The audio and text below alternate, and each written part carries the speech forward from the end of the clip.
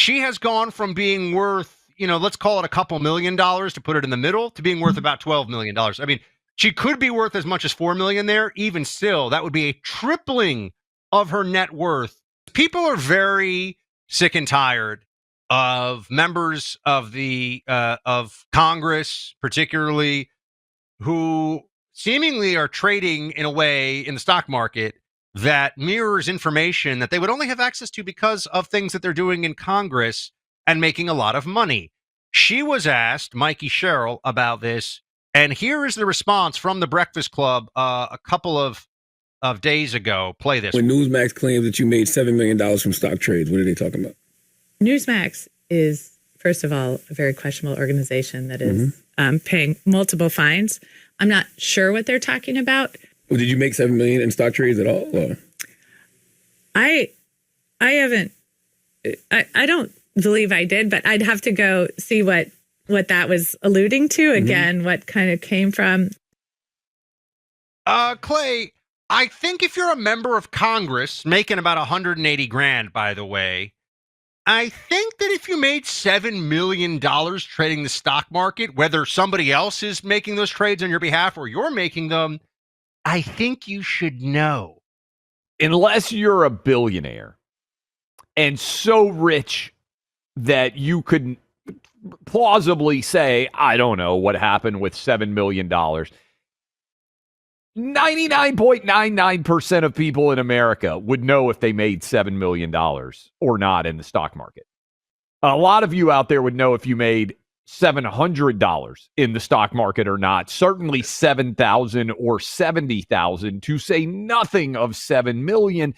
These people are so bad at this, Buck. I watch so many of these politicians. And we've reached out, by the way, to Jack Citarelli, who is the Republican contender who almost won in 2021. He is the nominee on the Republican side for this race, to remind all of you, Virginia and New Jersey and the mayor of New York City are all off-calendar elections. So they will be taking place this November. That's in basically 6 weeks. Some of you basically can already go early vote on these. I mean, credit to Charlemagne the God, who is of the left, I think, but is kind of pointing out, hey, $7 million. Can you follow up and just kind of tell us what happened here? All right, I've got some stats and numbers to throw into the mix here. Cheryl makes, I said 174 grand as New Jersey's 11th congressional district rep. So remember, they have financial disclosures, everybody. So we can know, it's public record how much money these individuals have within a range, but you have some sense of it, right?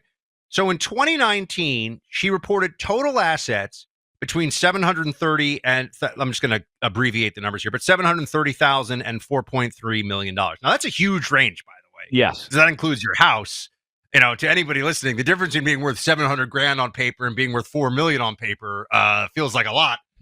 But anyway, that's where she was. But Clay, in her most recent disclosure form, she's worth more like 12 million. Yeah, this is tough to explain.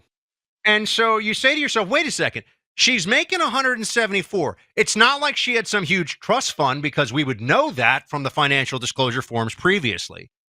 So somehow she has, and Jack Citarelli has come out and hammered her on this. Somehow, while a member of Congress sitting on the Armed Services Committee, who allegedly has a fondness for trading, Clay, in defense stocks, just saying, interesting, she has gone from being worth, let's call it a couple $1,000,000 to put it in the middle, to being worth about $12 million. I mean, she could be worth as much as $4 million there. Even still, that would be a tripling of her net worth while making 180 grand a year.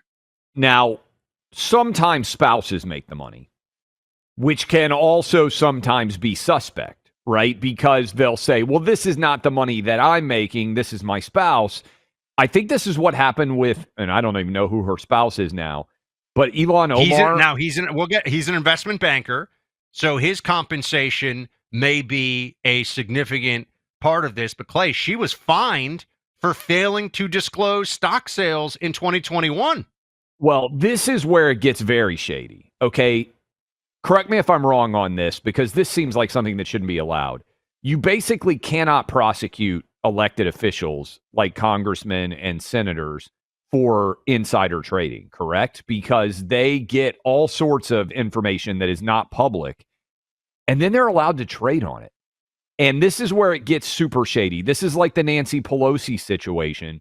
The spouse oftentimes is the person who's actually trading on this, and they are able to monetize this in a way that is hyper shady. Remember, if you look at Nancy Pelosi's trading record for stocks, she's somehow better than Warren Buffett at buying and selling stocks. There's a Nancy tracker out there where you can look at all the moves Pelosi makes because they have to disclose it.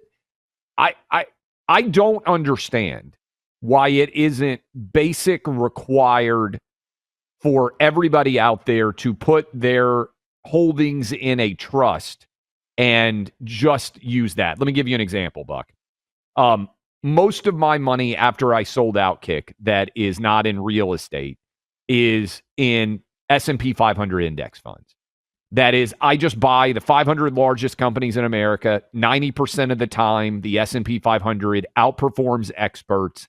I am not, by and large, buying and selling very many stocks. Now, there's no restriction on me buying and selling very many stocks in the first place, but I would say about 5% of my stock assets are in physical stocks that I control, and about 95% is effectively in S&P 500 index funds. I don't understand why it isn't standard for everybody, Democrat, Republican, Independent, who is elected to Congress, to put their assets, their 401k, their individual stocks, just put it into a index fund and say, I'm not going to buy and sell individual stocks while I'm a representative of the United States Congress. No matter how safe you think your home and neighborhood are, you've got to be prepared. There's always the chance of being a victim of a crime. It happens twice a minute nationwide, home invasions.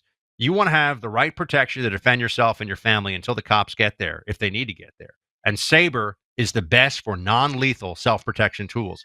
Sabre is spelled S-A-B-R-E. The website to go to is sabreradio.com. So that's S-A-B-R-E radio.com. Start with their pepper spray projectile launcher pack. They've got that all ready to go for you up at the website. That's where I would begin your journey here with Sabre. These pepper projectile launchers, they're shaped like a pistol or a rifle, and they are very effective. It depends which one you buy, but very effective in keeping the bad guys at bay. And remember, this is a non-lethal option. So for a lot of you who have firearms in your home, this is a force escalation contingency where you can use non-lethal first. All right, so that would be my choice because it's just a lot easier that way if you can. But that's something that I think you should really consider. And some people just prefer only non-lethal options. So if you're trying this out, their 2-in-1 pepper light, for example, is both a flashlight and a pepper spray. So if you're outdoors walking at night, this is great. So much utility. You've got that flashlight, but you've also got the secondary option of that pepper spray. Just going to make you feel better when you're walking with this at night. Sabre is the #1 pepper spray brand trusted by law enforcement. So go online to sabreradio.com. You'll save 15% there. SABRE radio.com, or call this number 844-824-SAFE. Hey, don't forget to subscribe to our YouTube channel. And be sure to hit that like button.